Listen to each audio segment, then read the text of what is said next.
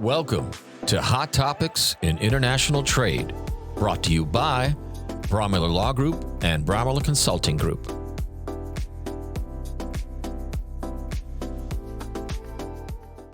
Hi, I'm Bob Brewer with Braumiller Law Group. Welcome to the podcast. This is another little session of Deep Thoughts by Bob. If you know anything about me, you're already thinking, Bob, is this just going to be about China again? Well, yes and no. It's about Hong Kong, which, as we all know, is officially just another city in China now. I was there about 5 years ago on business, staying at a really nice upscale W hotel right across from the harbor, kind of marveling at all the mountains of containers coming in, and that port seemed to operate 24/7. Thinking about how that really represented the gateway for not just the U.S., but for a lot of other countries. Man, you name it.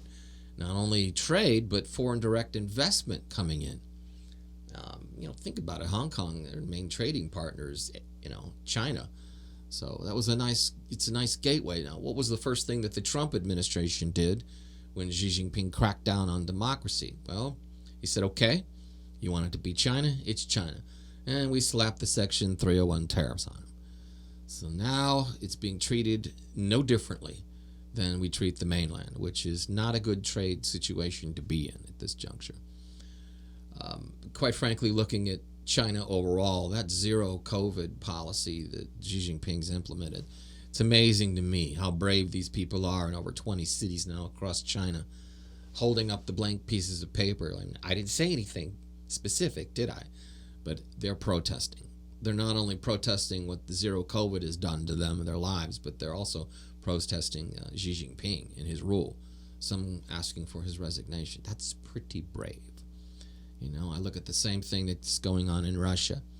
Democracy versus the authoritarian government. And I, quite frankly, think that, those governing elements seem to take a step back. You have to. Look at what Hong Kong has represented, over the years, to mainland China. And not just, like I mentioned, foreign direct investment, but trade overall. Now, we're off the U.S. and Hong Kong by about $10 billion. Maybe that's not a big deal, but that, quite frankly, could probably increase over the next decade to, who knows, 20, 30 billion, heading in the wrong direction. I look at it also from this perspective of Hong Kong, to me, was just a way to do business, booming business with mainland China. That, to me, from the perspective of being squelched in a way, is just, it's not good. What are the things that we're doing to mend fences? I don't know. I wrote an article on this that I'm going to put out in our newsletter probably in the next week. But is there an olive branch that could be extended right now between the U.S. and mainland China? Who goes first? Maybe Hong Kong would be a prime example. Xi Jinping recognizes what has happened to foreign direct investment from the perspective of, we need to get back to where it peaked in 2015, and what were we set up like then, as well as from, what have we lost with the U.S., in the crackdown, shitty care? I don't know. But to take the Section 301 tariffs off, why don't we just start with what's going into Hong Kong? That's a nice olive branch. Who knows if that would lead to any kind of discussion at this point, because the ships are meeting militarily out in the South China Sea right now, meaning U.S. ships are brushing up against, the Chinese, and that's not good. We're getting really close, on confrontation at this point. Something needs to give, that's my message here for the holidays. Xi, if you need to call me, do so. Go right ahead here, Braumiller Law. We can chat about this. But I'm telling you right now, Hong Kong, to me, that could be looked at from the perspective of also, don't do this to Taiwan, or we won't let you do this to Taiwan. This is what happens when you crack down on democracy. Again, I always say, follow the Benjamins. It's just not a good thing.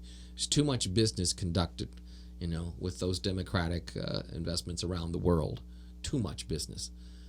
So I look at it again from the perspective of happy holidays to everyone, everything, and I'll see you probably on the other side on 2023.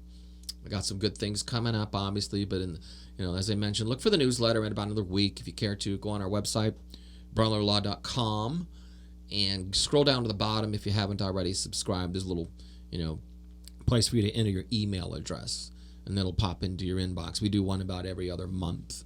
We'll drop about 8 to 10 articles. So thanks for stopping in. Bye-bye. Relax. We've got you covered. Global trade compliance to us is just another day at the beach.